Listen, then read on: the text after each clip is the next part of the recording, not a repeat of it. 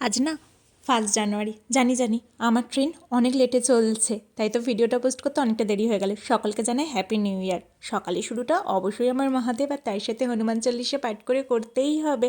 জীবনে আবারও একটি বছর কেটে গেল।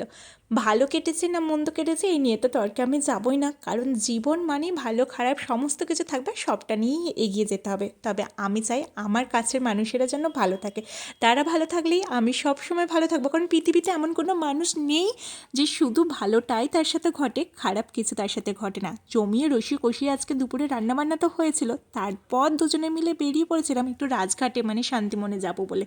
সেখানে গিয়ে গাড়ি পার্কিং করার কোনো জায়গায় খুঁজে পাচ্ছি না। তার মধ্যে আমার পতিদেব দেখতে পেয়েছে ভুলভাল জায়গায় গাড়ি পার্কিং করার জন্য অনেক গাড়ি তুলে নিচ্ছে।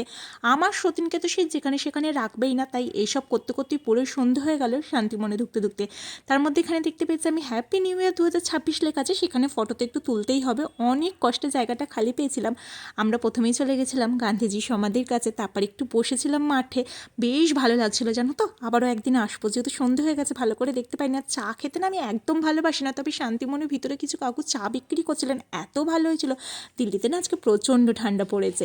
চিপস খেতে খেতে চলে গেছিলাম আমার পতিদেবের কাটানো ছোটোবেলার এই রেস্টুরেন্টে। স্কুল লাইফ ওরা বেশিরভাগ এই রেস্টুরেন্টটাতেই আসতো, তবে এখানে খাবার না ভীষণ ভালো, তাই আমারও খুব ভালো লাগে। চলো আজ তবে আসি, দেখা হবে নতুন ভিডিওতে। সবাই ভালো থেকো, দুঃখ